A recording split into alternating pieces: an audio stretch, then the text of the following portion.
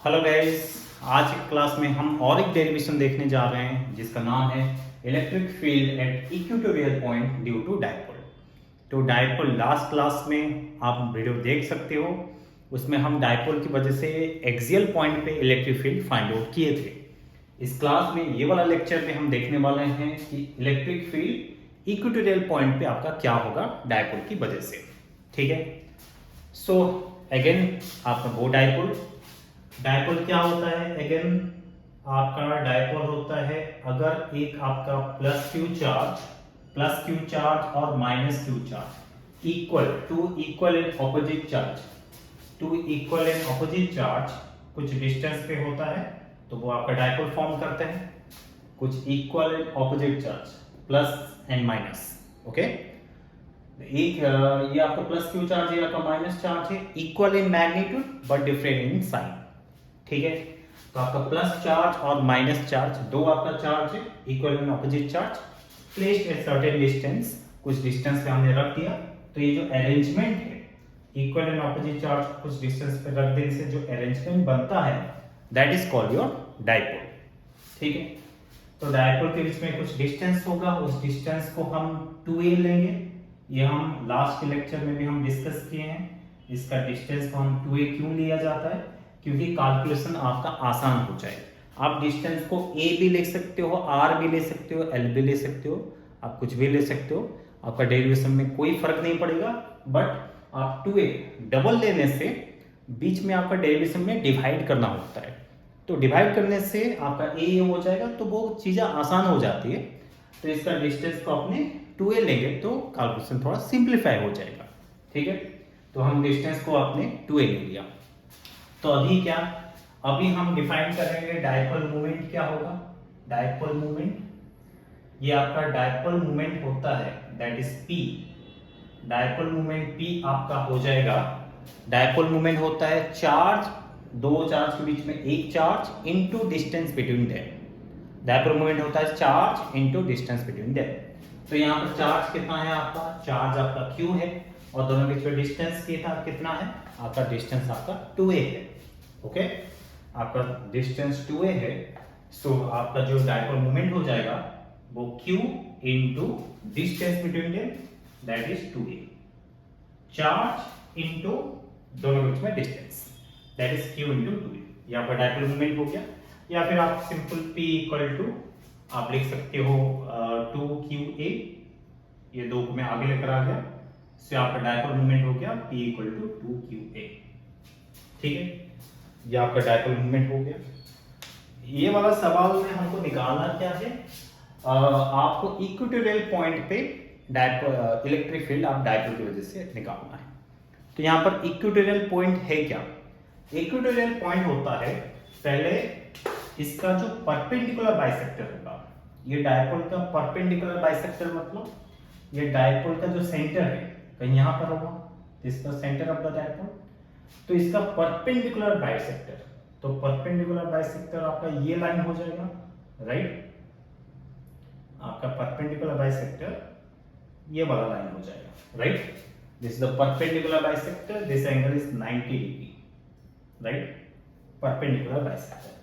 तो ये जो लाइन है that is called equatorial line. This line is your equatorial line, ये आपका इक्वेटोरियल लाइन है। तो इसी इक्वेटोरियल लाइन पे कोई भी आप पॉइंट लेते हो that is called equatorial point. तो इसी लाइन के ऊपर कोई भी पॉइंट पे ये डायपोल की वजह से आपको इलेक्ट्रिक फील्ड फाइंड आउट करना है। तो लेट से हम एक पॉइंट यहाँ पर एज्यूम करते हैं, तो इक्वेटोरियल पॉइंट पे हम यहाँ पर एक पॉइंट एज्यूम कर लेते हैं। लेट सपोज यहाँ पर एक पॉइंट है, आप कहीं पर भी पॉइंट एज्यूम कर सकते हो, डोंट वरी। तो लेट से मैं यहाँ पर ए पॉइंट पे यहाँ पर एक पॉइंट मार्किंग कर लिया, दैट पॉइंट इज ए। इसी ए पॉइंट पे आपको इलेक्ट्रिक फील्ड फाइंड आउट करना है, राइट। अगेन हम क्या करेंगे अभी, तो आप क्लियरली देख सकते हो डायपोल में भैया दो चार्ज होता है, राइट, ये q और माइनस q, और तो भी चार्ज नहीं है। अच्छा, और एक चीज, यहाँ से डायपोल का सेंटर से ए पॉइंट का डिस्टेंस क्या हो जाएगा, इसको लेट से x एज्यूम कर लेते हैं। डायपोल का सेंटर से और इस पॉइंट का कुछ डिस्टेंस होगा, वो इसी को x मानेंगे, ऐसे ही एक्सियल पॉइंट पे भी x माने थे, राइट। ठीक है, ये आपका x हो गया। अब डायपोल की वजह से हमको ए पॉइंट पे net electric field find out करना है। ठीक है, तो देखो वो कैसे करेंगे, यहां पर एडिशनल और भी एक चीज लिख लेते हैं, जैसे कि आपका पूरा डिस्टेंस 2a है, तो इसका आधा डिस्टेंस क्या हो जाएगा, आपका a हो जाएगा, राइट। तो इसका यहां से जो डिस्टेंस है दैट इज योर a, और यहां से इसका जो डिस्टेंस है that is your a, total two a, तो आपका a डिस्टेंस हो गया, करेक्ट, या आपका a डिस्टेंस हो गया। ठीक है, तो ये डिस्टेंस होने के बाद तो यहां पर हम क्या करेंगे, हम ये दो चार्ज की वजह से यहाँ पर इलेक्ट्रिक फील्ड फाइंड आउट करेंगे। तो यहाँ पर आप क्लियरली देख सकते हो, अगर एक प्लस क्यू चार्ज है तो प्लस क्यू चार्ज की वजह से जो यहाँ पर इलेक्ट्रिक फील्ड होगा, प्लस की वजह से यहाँ पर electric field away from the body, ऐसे बाहर की तरफ, राइट। और ये माइनस क्यू की वजह से ये इलेक्ट्रिक फील्ड अपने तरफ ये खींचेगा, तो इसका डायरेक्शन कुछ ऐसे हो जाएगा, ऐसे, राइट। इसके वजह से यहाँ पर इलेक्ट्रिक फील्ड ये, इसके वजह से यहाँ पर इलेक्ट्रिक फील्ड ये, राइट। इसको मैं E1 मान लेता हूं और इसको मैं E2 मान लेता हूं, करेक्ट। तो अभी हम E1 क्या है हम डिफाइन करेंगे। E1 क्या है, E1 आपका है electric field due to plus Q charge, right. This is electric field due to ये plus Q charge, electric field due to plus Q charge की वजह से इलेक्ट्रिक फील्ड ये बाहर की तरफ क्यों होगा, क्योंकि प्लस की वजह से बाहर की तरफ, माइनस की वजह से अंदर की तरफ, माइनस इसको अट्रैक्ट करता है, खींचेगा ऐसे। और E2 आपका क्या हो जाएगा, E2 आपका हो जाएगा electric field, this is electric field due to minus Q charge, due to minus Q charge, right. Electric field due to minus Q charge, okay, इतना आपका हो गया। उसके बाद हम क्या करेंगे, यहां पर A पे net electric field find out करने की कोशिश करेंगे। सो यहां पर हम करते क्या है, अब ध्यान से देखते रहना। यहां पर मैं क्या करूंगा, यहां पर एक से हम पैरेलल लाइन ड्रॉ कर सकते हैं, राइट, ऐसे, this is parallel to this line. तो अगर ये एंगल थीटा होगा तो हम क्या बोल सकते हैं कि ये एंगल भी थीटा होगा, राइट, क्योंकि अल्टरनेट एंगल ना, this is parallel to this, अगर ये this parallel to this, this parallel to this, तो अगर ये एंगल थीटा होगा तो ये एंगल भी थीटा होगा, राइट। सिमिलरली क्योंकि ये सिमेट्रिक ट्रायंगल है, ये आपका A है, ये भी A है, ये भी X है, तो ये जो ट्रायंगल है वो सिमिलर ट्रायंगल है, तो इसके हिसाब से हम बोल सकते हैं अगर ये थीटा है तो ये भी थीटा होगा। ये जो दो ट्रायंगल आपको दिख रहा है ये एग्जैक्टली सेम है, राइट। तो अगर ये थीटा है तो ये भी थीटा, अगर ये थीटा है, ये लाइन पैरेलल, तो ये थीटा तो ये भी थीटा है ना, ये भी थीटा है तो ये भी थीटा, अल्टरनेट एंगल होता है, ठीक, जो भी होता है इसका पैरेलल लाइंस होता है, तो ये थीटा तो ये थीटा, ये थीटा तो ये भी थीटा, सही है। तो अगर आप A पॉइंट पे इलेक्ट्रिक फील्ड फाइंड आउट करना चाहोगे तो ध्यान से देखो, अगर A पॉइंट पे आप सिनेरियो देखोगे तो A पॉइंट पे आपका E1 है इस तरफ, दिस इज द E1 इस तरफ, ये E1 है, राइट। और यहां पर आपका ऐसे ये थीटा है, ये आपका थीटा है, और ये आपका E2 है, और ये भी आपका थीटा, करेक्ट। ऐसा सिचुएशन हो गया, ठीक है। अब अगर आपको वेक्टर याद है तो आपको याद होगा E1 जिसके साथ, कोई भी वेक्टर जिसके साथ थीटा कनेक्टेड होता है उसका वो वाला कंपोनेंट, ये वाला कंपोनेंट क्या आएगा, cos थीटा कंपोनेंट आता है, राइट। ये वाला कंपोनेंट आपका क्या आता है, cos थीटा, तो इसको आप ब्रेक डाउन करोगे तो आपके कंपोनेंट्स में आप कैसे ब्रेक डाउन कर सकते हो? तो E1 का जो कंपोनेंट्स आपका आएगा, E1 का इधर वाला जो कंपोनेंट आएगा, ये कितना आ जाएगा? ये आपका आ जाएगा that is E1 cos theta, right? ये आपका E1 cos थीटा और इसका परपेंडिकुलर डायरेक्शन में E1 sin थीटा। ओके, इसके साथ थीटा कनेक्टेड होता है cos थीटा हमेशा कंपोनेंट। ऐसे E2 इसके साथ थीटा कनेक्टेड है तो E2 का इधर कंपोनेंट कितना आ जाएगा? E2 cos theta. तो E2 का इधर कंपोनेंट क्या आ जाएगा? E2 cos theta. ओके, और E2 का परपेंडिकुलर डायरेक्शन में कंपोनेंट क्या आ जाएगा? E2 sin theta, right? तो E1 E2 को हम ब्रेक डाउन कर लिए, E1 cos theta E2 cos theta, E1 sin theta E2 sin theta, right? दो वेक्टर सेम डायरेक्शन में तो ऐड होगा, दो वेक्टर ऑपोजिट डायरेक्शन में तो सब्ट्रैक्ट होगा। एंड इंटरेस्टिंगली यहां पर E1 और E2 का वैल्यू जो है वो इक्वल है। कैसे? अब आप देख सकते हो E1 इक्वल टू E2, क्यों? क्योंकि ये दोनों बहुत ही सिमेट्रिक है। क्योंकि आपका फॉर्मूला क्या होता है? KQ अपना आर स्क्वायर, कोई भी पॉइंट चार्ज की वजह से इलेक्ट्रिक फील्ड का, राइट? अब ये पॉइंट चार्ज का वैल्यू कितना है? Q। अब प्लस Q माइनस Q ये डिपेंड नहीं करेगा, हम सिर्फ मैग्नीट्यूड देख रहे हैं। इसका Q, इसका भी Q, इसका इस पॉइंट से डिस्टेंस जितना है, इसका इस पॉइंट से डिस्टेंस उतना है, राइट? तो कि इसका जो ये ट्रायंगल सिमिलर है ना, इसका जो लेंथ है इसका भी वही लेंथ है, तो इसका यहां से जो डिस्टेंस है इसका भी वही डिस्टेंस है, तो सारा कुछ तो सेम है, तो इलेक्ट्रिक फील्ड भी सेम होगा। और इलेक्ट्रिक फील्ड का वैल्यू कितना आ जाएगा? ये आ जाएगा K, पॉइंट चार्ज के वजह से इलेक्ट्रिक फील्ड कितना आता है? KQ/r²। तो ये आ जाएगा K चार्ज है Q, नहीं तो हम यहाँ पर दिखा देते हैं, यहाँ पर एक ट्रायंगल लेके, आप ध्यान से देखते रहो। ये आपका ट्रायंगल, ये आपका ये डायग्राम हो गया, राइट? ये एक ट्रायंगल दिखा के शो कर रहा हूँ। ये आपका एंगल थीटा है, राइट? ये लेंथ कितना है? ये लेंथ आपका A है, राइट? ये लेंथ कितना है? ये आपको दिख रहा है, ये आपका x है, तो ये आपका x है, राइट?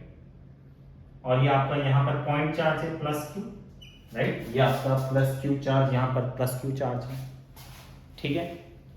तो ये +Q चार्ज की वजह से ये आपका A पॉइंट रहा, तो +Q चार्ज की वजह से यहाँ पर मुझे इलेक्ट्रिक फील्ड चाहिए, तो वो कितना हो जाएगा? अच्छा, K Q अपॉन यहां से इसका डिस्टेंस का स्क्वायर, यहां से इसका डिस्टेंस कितना होगा? अगर ये बेस है, ये राइट एंगल ट्रायंगल, राइट? ये बेस है, ये हाइपोटेन्यूस, ये बेस है, ये हाइट है, तो हाइपोटेन्यूस क्या हो जाएगा? बेस का स्क्वायर प्लस हाइट का स्क्वायर का अंडर रूट। तो हाइपोटेन्यूस आपका हो जाएगा √a² + x², और यही a² + x² यहां से इसका डिस्टेंस है, तो KQ अपॉन r² करेंगे तो यहां से इसका डिस्टेंस ये r है ना, ये r है आपका, सो KQ अपॉन r यहां पर कितना है? √a² + x² का whole square, KQ upon r²। तो इसका वैल्यू कितना आ गया? इसका वैल्यू निकल के आएगा KQ अपॉन ये स्क्वायर अंडर रूट हट जाएगा, तो KQ upon a² + x², right? ये आपका इलेक्ट्रिक फील्ड का वैल्यू आ गया, ठीक है? This is your electric field का वैल्यू आ गया, है ना? ये आपका इलेक्ट्रिक फील्ड का वैल्यू आ गया इतना।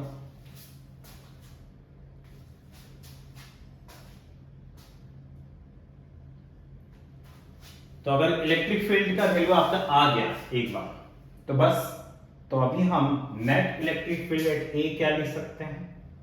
तो यहां पर हम net electric field eight A, तो यहां पर हम लिखते हैं, यहां पर net electric field eight A, right? तो यहां पर हम नेट इलेक्ट्रिक फील्ड एट हम क्या लिखेंगे? सो A पे जो नेट इलेक्ट्रिक फील्ड होगा E नेट एट A, वो आपका सिंपल, देखो आपका E1 sin theta E2 sin theta cancel हो जाएगा, because E1 equal to E2, तो E1 sin theta E2 equal to E1 मतलब ये भी E1 sin थीटा, तो ये ऑपोजिट डायरेक्शन में है, तो ये 10 न्यूटन, ये भी 10 न्यूटन, तो कैंसिल तो हो ही जाता है, सेम वैल्यू होता है, तो E1 sin theta E2 sin theta cancel हो जाएगा, तो जो बचेगा वो ये बचेगा E1 cos theta E2 cos theta. आप सब वेक्टर को पता है, ये आपका अगर 10 न्यूटन और ये आपका 2 न्यूटन सेम डायरेक्शन में लगता है फोर्स, तो दो फोर्स क्या होता है, ऐड हो जाता है, सिंपल, 10 10 2 12 न्यूटन। सिमिलर, तो इस डायरेक्शन में जो आपका इलेक्ट्रिक फील्ड होगा नेट, ये तो कैंसिल हो गया, जो ये बचा वो आपका क्या हो जाएगा, E1 cos theta plus E2 cos theta, right, E1 cos theta plus E2 cos theta, और आपका E1 इक्वल टू E2, तो इसको मैं लिख लेता हूं E1 cos theta plus E2 की जगह E1 cos थीटा, तो ये आपका E1 cos theta plus E1 cos theta कितना हो जाएगा, 2E1 cos theta, right, 2E1 cos theta, तो ये आपका 2E1 cos थीटा हो गया, बस मेरा आंसर आ गया। 2E1 का वैल्यू कितना है, ऑलरेडी निकाल चुके हैं, that is KQ upon A square plus X square, right, into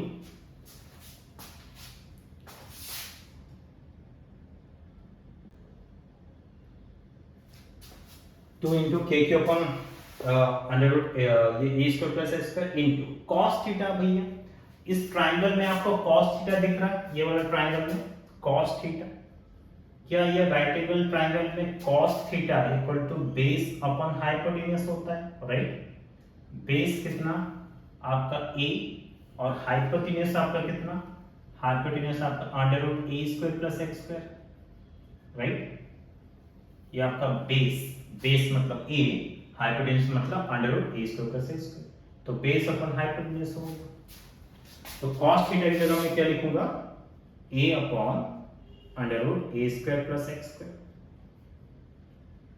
right. अब यहां पर क्या करेंगे, तो यहां पर K को एक साइड कर लेते हैं, 2QA को इसको क्लब कर लेते हैं, तो ये आपका 2QA हो गया, इसको मैं अरेंज कर दिया 2QA एक साथ, राइट, ऐसे। और यहां पर नीचे सबको कंफ्यूजन आता है, यहां पर एक बार देख लो, ये जो under root A square plus A square है, जहां कहीं आपका अंडर रूट आ जाता है, अंडर रूट x, तो इसका मतलब x की पावर 1/2 होता है, ओके। सो तो यहां पर एक बार लिख लेते हैं आपके लिए, A square plus X square into, इसको मैं लिख सकता हूं A square plus X square की पावर 1/2, राइट, या फिर हम इसमें लिख सकते हैं, अच्छा ये 2QA आपका क्या है, डायपोल मोमेंट P, राइट, ये जो 2QA है, 2QA आपका डायपोल मोमेंट A P है, तो 2QA की जगह मैं क्या लिख सकता हूं, P, KP, और यहां पर देखो दोनों सेम है, इसमें पावर 1 है, इसमें पावर 1/2 है, तो दोनों को क्लब करेंगे, मल्टीप्लाई करेंगे तो पावर ऐड होगा, तो 1 प्लस 1/2 ये आपका हो जाएगा 3/2, राइट, ये आपका 3/2 हो गया। अगेन हम एक्सियल में जब डिस्कस किए थे वहां पर भी एक एजम्पशन लिए थे, वो एक बेसिक एजम्पशन है, वो एजम्पशन ये है, तो प्रैक्टिकली जो डायपोल के बीच में जो डिस्टेंस होता है दैट इज 2a या a, वो बहुत ही कम होता है, वो मॉलिक्यूलर लेवल पे होता है, तो दैट कंपैरेटिवली जो x होता है वो बहुत ज्यादा है, so you can say that a, if you assume if a is very very less than x, अगर a बहुत ही छोटा होगा x के कंपैरिजन में, तो हम क्या a को नेग्लेक्ट कर सकते हैं, राइट, सो तो E नेट जो हो जाएगा at a that will be KP upon, आप इसको अगर नेग्लेक्ट कर लेंगे x को, that x sorry not x, a को अगर नेग्लेक्ट करेंगे, राइट, ये 0 हो गया, तो बचा x स्क्वायर, ये तो 0 हो गया, तो x स्क्वायर का पावर यहां पर 3/2 लिखा है, राइट, तो ये आपका KP upon x square power 3/2, तो आपका इसमें मल्टीप्लाई होगा तो 2 2 का कैंसिल हो जाएगा, सो इक्वेटोरियल पे आपका जो इलेक्ट्रिक फील्ड आता है वो आपका कितना आता है, के पी अपॉन इस दो मल्टीप्लाई हो जाएगा तो एक्स क्यू। तो ई नेट आपका कितना आ जाता है, के पी अपॉन एक्स क्यू, ये आपका के पी अपॉन एक्स क्यू आ जाता है। आपका एक्सियल में कितना आ रहा था, 2 के पी अपॉन एक्स क्यू, और इक्वेटोरियल में कितना आया, के पी अपॉन एक्स क्यू। ये इसका डेरिवेशन है।